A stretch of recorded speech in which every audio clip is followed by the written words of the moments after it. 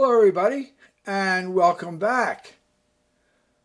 Today is September 13th, Friday the 13th, um, and this is my finished build for the Chris Cortell Celebration of Life group build that was hosted by Kenny May of Moonwalker Models. Uh, I'm sorry that this took me so long, but there's things that have happened in my life that has stopped me and slowed me down from doing different things. So it is what it is. I also wanted to take my time on this build and make this the best that I possibly could. I hope it has done him justice. It's hard to believe. March 17th of 2024 was the 1 year anniversary of his passing. It's hard to believe it. A little over a year has gone by so fast. So, this is the Cyclops. This is the build. This is the last build that he was doing before his passing. We had both gotten these models around the same time. And he started his before I started mine, and he wasn't able to finish his. So I finished mine, for this build. I tried to get as much detail in.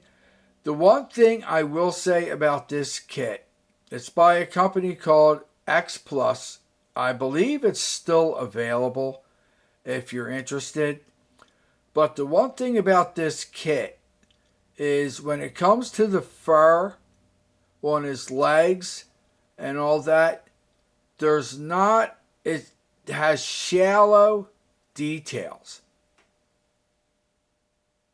So it's very hard to get a good fur-like look from the details that they show because they're kind of shallow.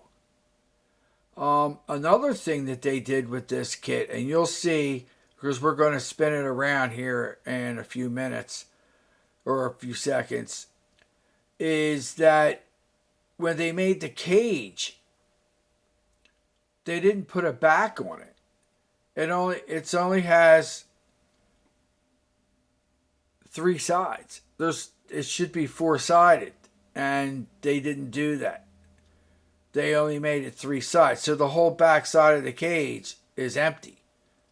I guess they figured people would just display it like you see it here and not really look at the back. But yeah, there's no backing. Some people who have 3D printers and know how to do that were able to make a backing. I've seen in other videos. I don't have that ability. So, I made it. This is box stock, other than a few little tufts of grass here and there and all that. It's basically box stock. And I will be zooming in on some things. Like, I believe his name is Farouk, who's in the cage. And I'm going to zoom in through the cage. It's the only way to do it. And we're going to give it a spin around, and you guys can take a look. Let me know what you think.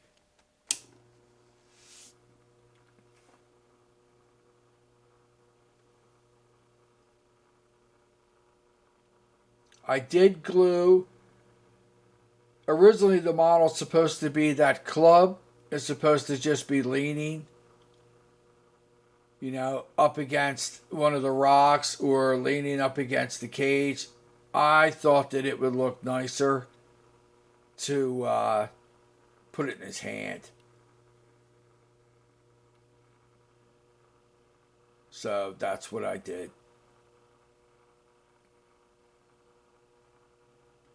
The ground was it was very smooth. There was really no texture to it, and to paint it, to get detail, you need texture, so that you can dry brush and stuff like that, not just perfectly smooth. We all know that. So what I did is I used the Vallejo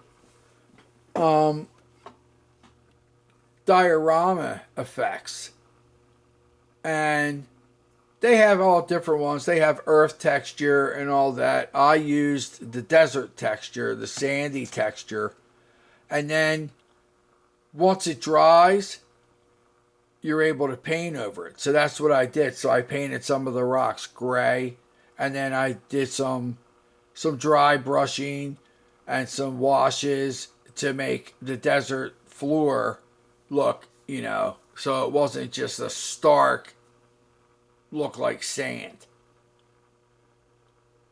I did paint Farouk, who's in the cage, as close to the film as I could. It's hard to tell if he's wearing blue or if he's wearing turquoise over pink or red because of the age of the film. It's just hard to tell. So I painted him red and blue, and then the belt is a brown leather, the shoes are a brown leather. I tried to paint a beard on him and all that. I painted the skeletons and the skull that's in the cage and things like that. And I had the very tedious thing was painting all those little ropes that were tied around the cage to tie all of the logs on to the cage. That was very, very time consuming. But I think everything came out well. I'm pleased with it. I'm proud of it. And it will sit on my shelf. I'm wondering if I can get a case for it to try to keep it, dust free. I don't know if it would fit in some of my bigger, like 124 scale car cases, or display cases. I don't know if it'll fit in that. I think it's too tall and I think it's too wide. So I might have to get something else, more of something that you would get for, a basketball or a football. But it depends on the price. I might just have to, just keep an eye on it and try to keep it dust free as best as I can because of the size.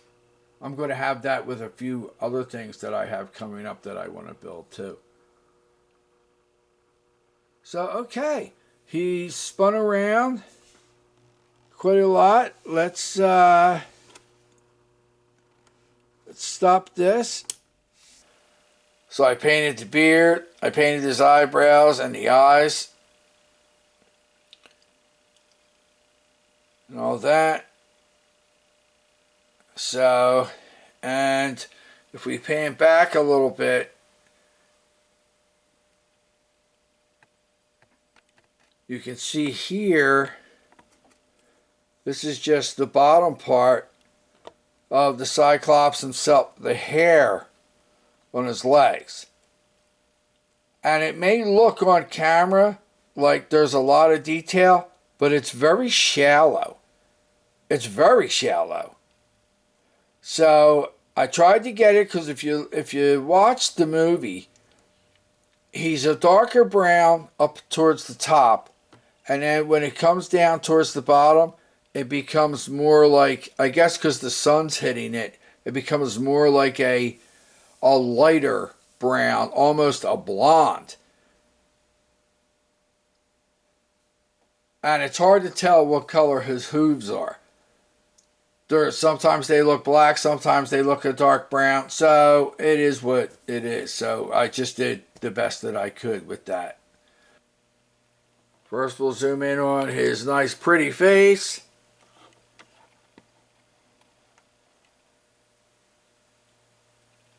The eye I had done, that is a decal. I did not paint that eye. I can't paint eyes.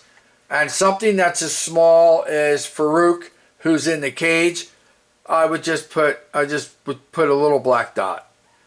Have it a white eye and I put a little black dot. That's it. It's as far as I'll go. Even though I do have decals, those decals are so small, it's like the head of a pin. It's so small, it's not even worth it. Just put a black dot. That's all you need to do. Unless somebody has bionic eyes, they're not even going to tell. So there's his face, and you can see I like Chris Cortell taught. You know, it's not, you have the eye. I put Future over the eye to make it, you know, glossy. And around his eye, because it is the eye area, I made it more of a little bit of a pinkish flesh tone. Because it is the eye. And then it goes to his skin tone outside of it, and you know, once you get up to the top brow. As for underneath of his nose, a little bit of Future under his nose where you would see he's mad, he's upset, you know, like in the movie. And it looks like there's a little bit of mucus under his nose, a little bit of a green, a light green wash, nothing that is standing out when you look at it that it makes it look like it's disgusting, but, you know, a little bit more lifelike. And then there's his mouth. I gave him very slight dental decay because I looked at it the way you would look at real life. You know, you look at your dog or your cat. They very rarely have dental problems. And I believe he, you know, as a living creature would be the same way. That's why I gave him some decay, but not extreme decay. So we can pan back here. And I tried to do the scales on his chest.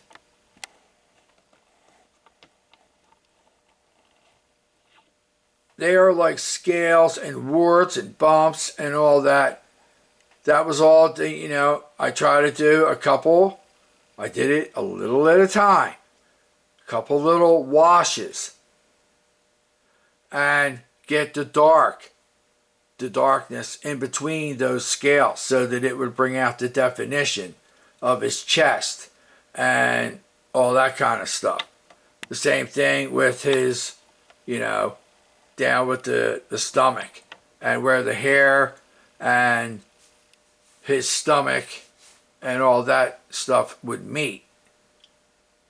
You know, I tried to blend that all in so that it would fit in. And there he is.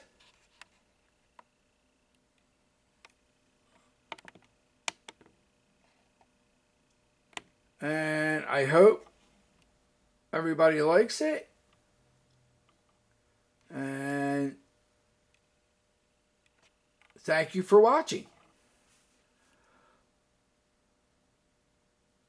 And thank you to Chris Cortell. I wouldn't have been able to do half of what I did for this build if I hadn't learned it from Chris Cortell. So, all right, thank you for watching. You guys have a good rest of your weekend. I know this video has been long, but I wanted to show the detail. I wanted to show the things that I had learned from Chris Cortell and, you know, just display it. Okay, bye-bye now.